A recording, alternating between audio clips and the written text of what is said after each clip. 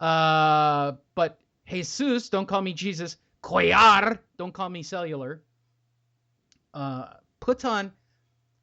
I don't know why he stopped. And then Morrow started to explain it that Freddie Roach has concerns about cellular fading late. He doesn't fade late. He just stops for some reason. There was one round where I physically just saw him stop, and he was standing there as Mars just threw punches. They were exchanging, and then he stopped. So I really don't know the truth about Mares. I don't know what he's capable of. I don't know what I learned about him at all, to be perfectly honest, other than it was a good matchup and it was It entertaining. was a great And matchup for Mares. Style-wise, this was a I good didn't. fight for him. Look at And here's what I've really learned: Freddie Roach will take a payday from anybody. oh Lee, come on, the guy was undefeated though. Mm-hmm. Quellar was undefeated. He was the champ. There's nothing. Cuellar, get it right. Quellar. Okay, there was no reason for Freddie not to train this kid, and he's a good fighter. He just stopped. I'm going to tell you what it looked like He to me. stopped. He stops. What the hell is the stopping thing? Because every time he threw a combo, he would get hit about 4 times in his face, and I'll tell you why.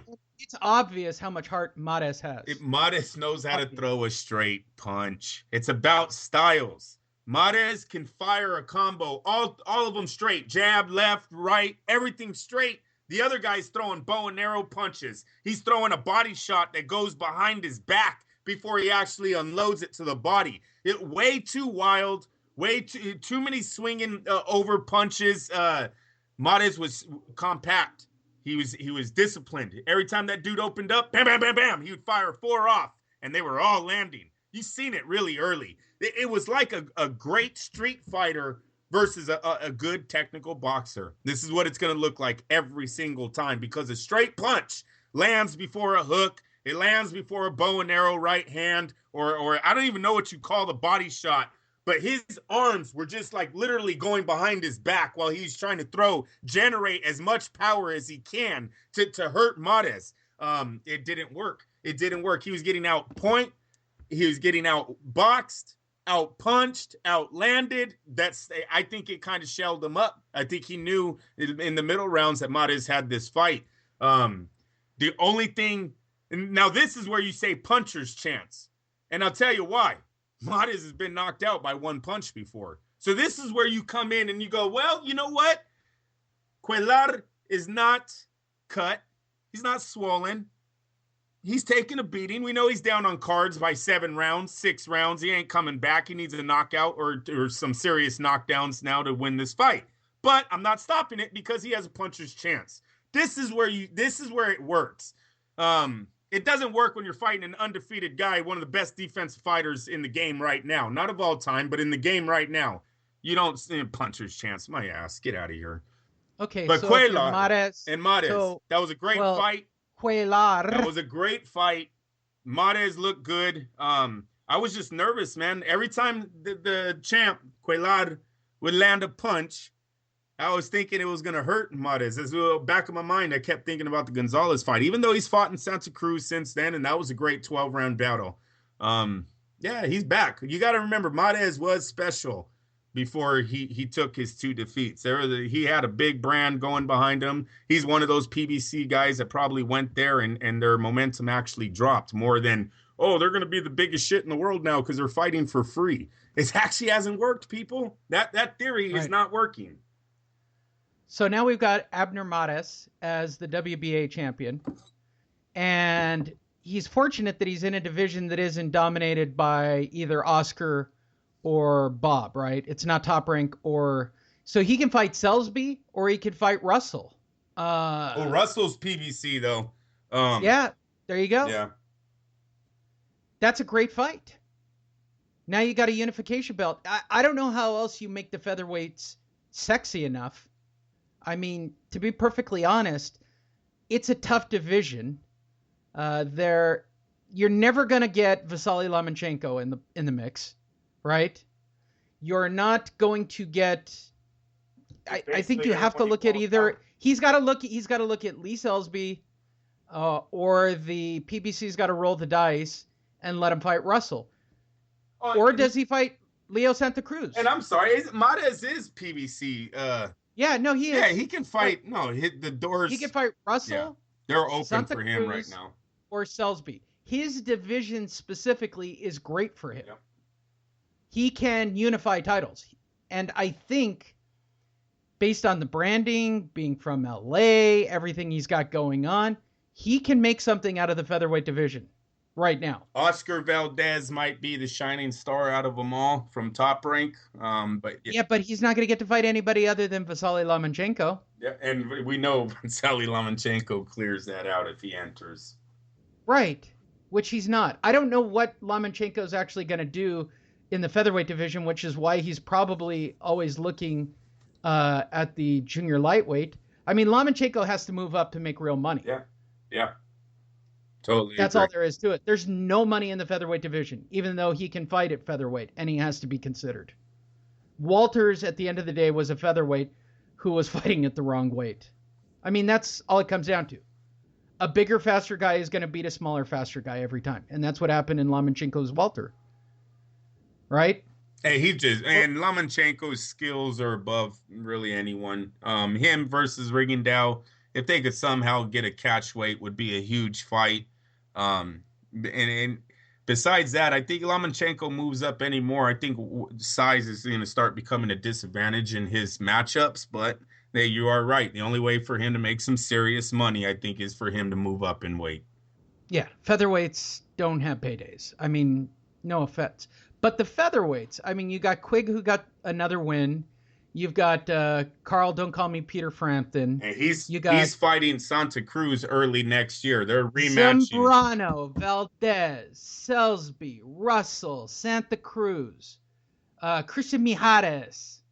You got a lot of guys in the featherweight. Why do I know so much about the featherweights? It really bothers me that I know this much. Oh, there's some good fighters there, though. I mean, there are a bunch of great fighters there. And what they are, nobody's going to like this, but I'm going to say it. It's good filler for big premier cards. Yes. These are great co-main events. Every single one of these, you could throw all these names into a hat. Even though Frampton versus Selsby did sell out over in the UK. Yeah, well, that's because of where it is and who it is. I guess the UK has English boxing fans are way better than American fans. I was going to just say it. You took it right out of my mouth. I saw it again last night on television. Yep. And Australian fans might be right there, too. They've got Joshua fighting Klitschko. We can't even... Joshua Klitschko at That's going to do 80,000. Outdoor. Yeah, they're going to do outdoor, and it will sell out. It's legit. And then Klitschko's going to go on his one-man... Klitschko's going to clean his clock. Because this kid is not going to know what to do with a long, strong jab. Klitschko...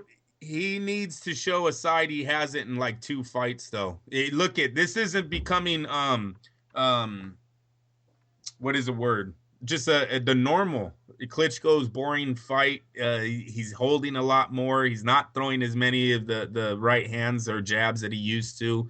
That Tyson Fury fight, I'm telling you, Lee, I think he lost it more on him than Tyson Fury. He didn't want to be there. Right. Look, that's at what some I'm saying. point he just doesn't. He's old, man. It's so hard to stay that motivated and stay in that kind of shape. Exactly. Once you get up the hill, it's kind of easy, and he pulled the Tyson. He just got lazy. That'll be my forever opinion. But I can't say it unless he comes back and looks like Klitschko again against Joshua. Now, if he goes in there and is manhandling Joshua and it looks like the fire's back, well, then, yeah, I'll agree with you and say that those other 2 showings were just him not being up for the fight. But if he comes and looks tired and old and barely, putting in half the effort that he used to, no, then we just got to say what it is. And that's the Klitschko is over the hill. He's done. He lives in LA. He's got a hot wife. Joshua is going to show us Big that. Bear. He'll be fine. Joshua is going to show us that, though. I'm telling you right now. If Klitschko is not ready for this kid, he will get knocked out come April. This guy is big. He's athletic. He knows the fundamentals of boxing. He throws good punches. Everything's straight. Did you see that 2-punch he did with the left hand, the jab uppercut he landed on Molina? We haven't seen that in the heavyweight division in a long time. Seriously.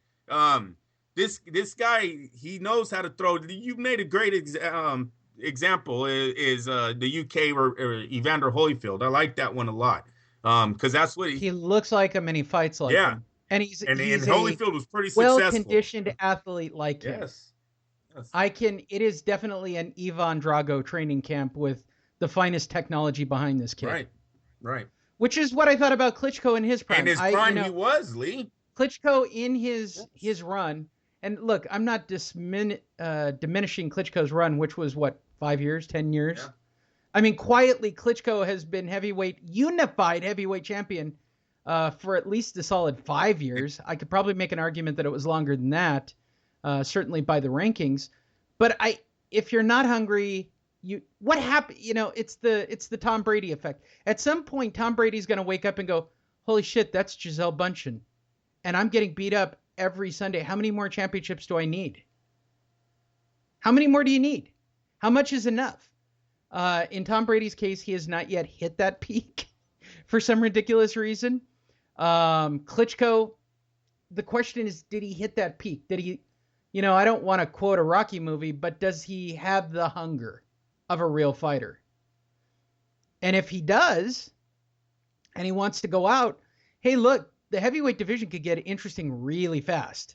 If Klitschko goes in, knocks Joshua out, or puts on this unbelievable performance, every heavyweight is going to start coming up with reasons why they can't fight him. Deontay Wilder, got to go back and have another surgery. He'll drop the belt. He or Povetkin... Who has the belt right now? Lee, let me give you. Is it Wilder or Povetkin? Oh, Wilder. Let me give you a great stat about Klitschko. 11 years he was the world heavyweight champ. Yeah. Fought 9 undefeated contenders. Yeah.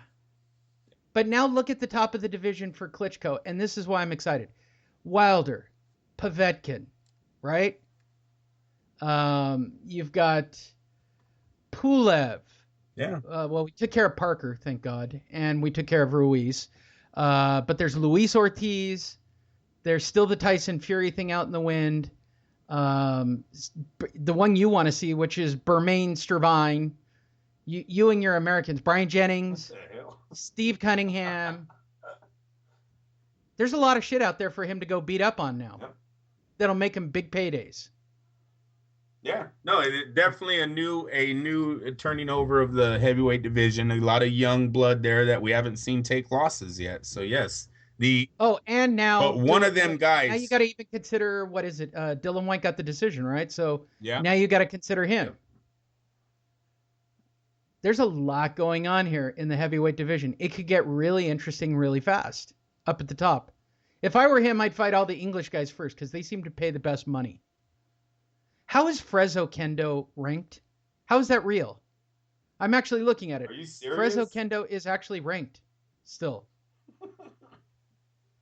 Okay, I'm throwing everything out the window again. Yeah, that's a sad... Yeah, that was a big letdown. Sorry, WBA, I don't even understand that. Fresno Kendo's got to be 60. That's craziness. Oh, well. That'll do it. Hey, go get everybody you love and people you kind of like gift cards. See who they have as number 1 for heavyweight, right, Lee? Who do they have listed as number 1? The man who hasn't even fought in a champion yet, Luis Ortiz. Yeah, I see Luis as being rated as number 1 for the WBA, as well as he's hovering around everywhere. I don't know what Luis Ortiz has done to actually qualify that statement. I know. No, he hasn't fought in anyone.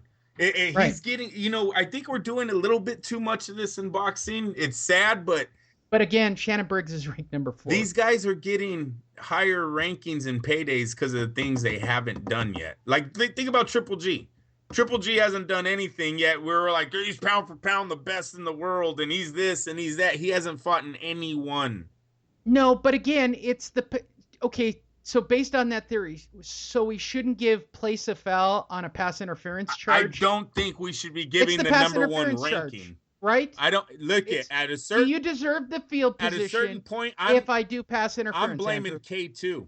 I'm blaming K2. You Andrew, know what? Andrew, if you got Toomer running in a pattern. Did I get it right? Toomer? No, Cooper. Running in a Cooper, sorry. Cooper running in a pattern, and I just flat out take